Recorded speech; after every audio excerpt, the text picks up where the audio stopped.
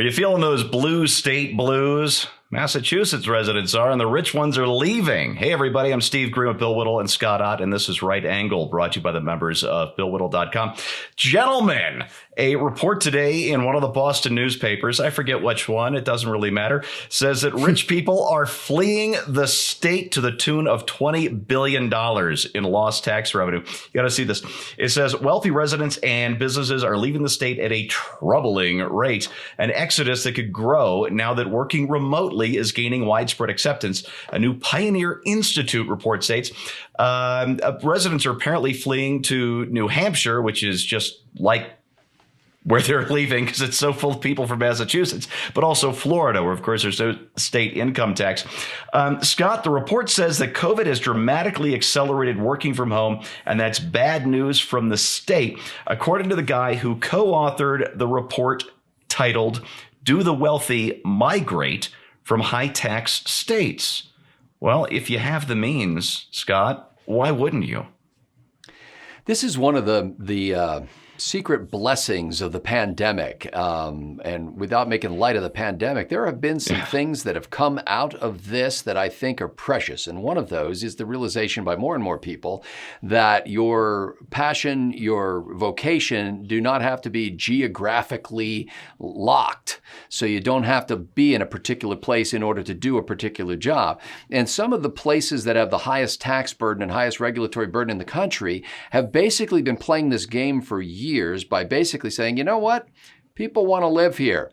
Let's jack it up a little more. You know, I want to live in New York City. I love the excitement of New York City. Come on, let's see if we can find the point on the curve where we burden them with so much that they finally say, screw it, New York ain't that good. And it's the same thing happens with California, you know, and they just continue to bump that thing up until they get to the point where eventually I think they're going to come to the realization that people are going to abandon them in such large numbers that they need to start tamping down their burden so that more people will stay there. Now, the savior in all of this, of course, is going to be the federal government, because the federal government, if it's led by people like the current administration, are going to want to step in and help those poor beleaguered places that are losing residents and prop them up with additional assistance.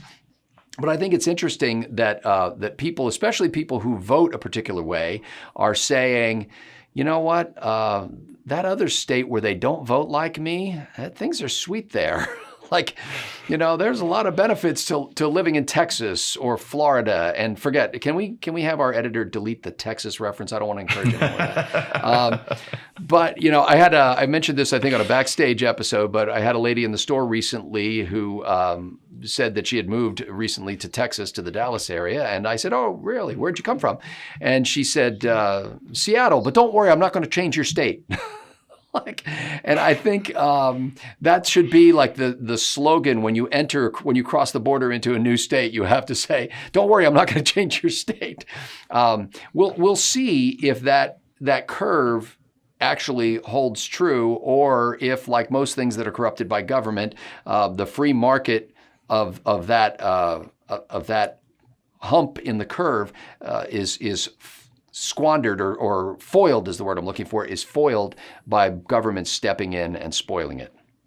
You know, Scott, you reminded me of something that happened that I did 26 years ago now. When I moved to Colorado, it was from California, where I had a little 5-6 year detour on my way here from St. Louis, where I grew up.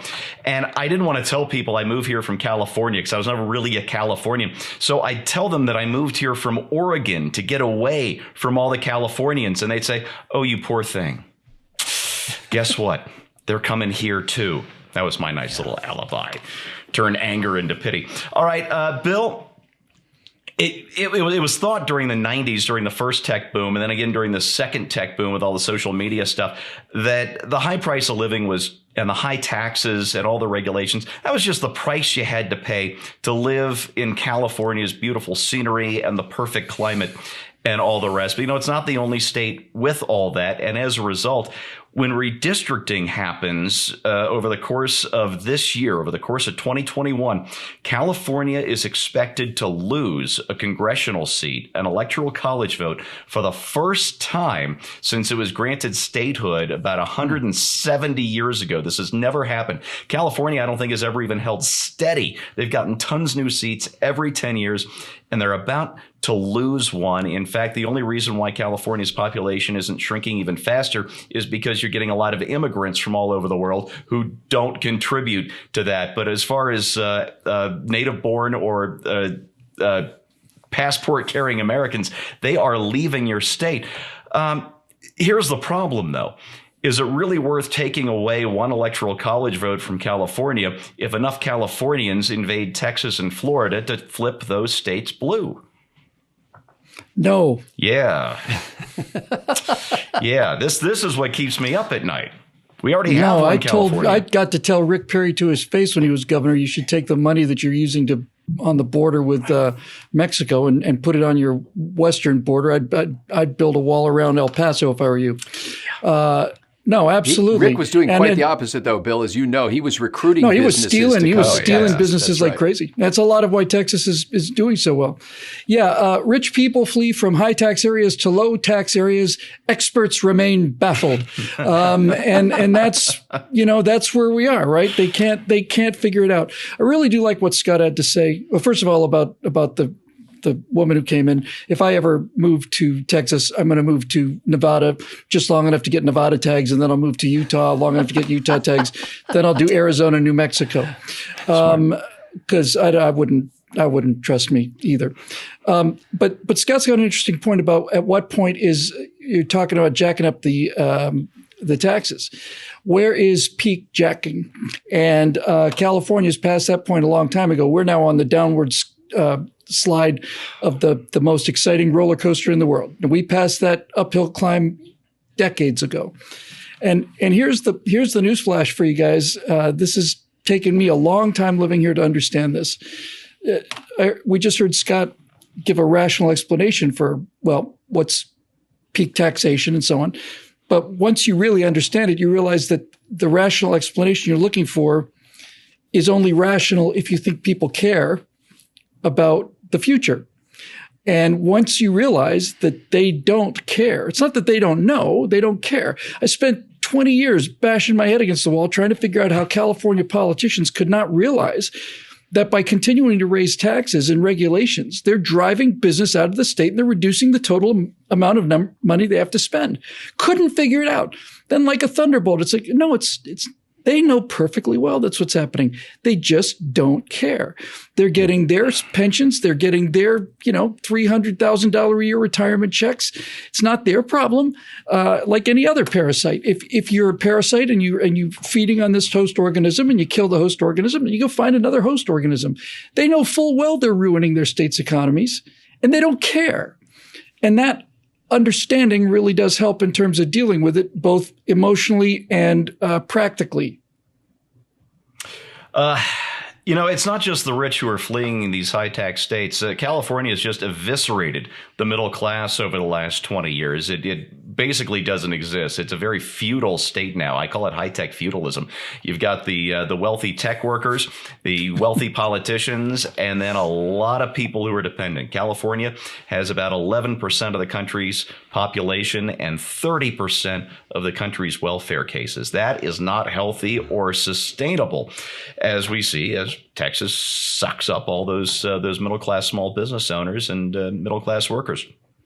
That said, it occurred to me when we were filming the backstage segment this week, when we were hashing out this subject, that wouldn't it be easier, especially for middle-class voters, to take a chance on voting for a low-tax Republican just once, rather than moving across the country? One of these seems like a pretty simple, at least something to try. What the hell? Let's give it a shot before we pack up everything we own and move 1,000 miles or two. And what that reminded me of was an old study I read, and I happened to come across this the last time I moved. And it was a list of the 3 most stressful events that an adult can experience in their lifetime. And the first most stressful event, of course, the death of a loved one. The second most stressful event, believe it or not, well, no, this one makes a lot of sense, is a contested divorce. Those are nasty. You've probably seen one of those if you've been lucky enough not to experience one of those. And the third was the shocker. The third most stressful event, moving. It's a lot to do, especially when you're moving across country. You've got to take literally everything you own, pack it up, move it, find new places for it. You've got new culture, new people, new hats, just all of it. And the stress is tremendous. But apparently the report was wrong, because the actual third most stressful event, just above moving, is Democrats taking a chance on voting Republican. Come on, you know you want to. And there's your right angle on that, brought to you by the members of BillWhittle.com. I got to remind you that content like this needs sponsors like you. So please visit BillWhittle.com, become a member, hit that join now button, or if you like, just make a one-time donation. Thanks for watching, and we'll see you next time.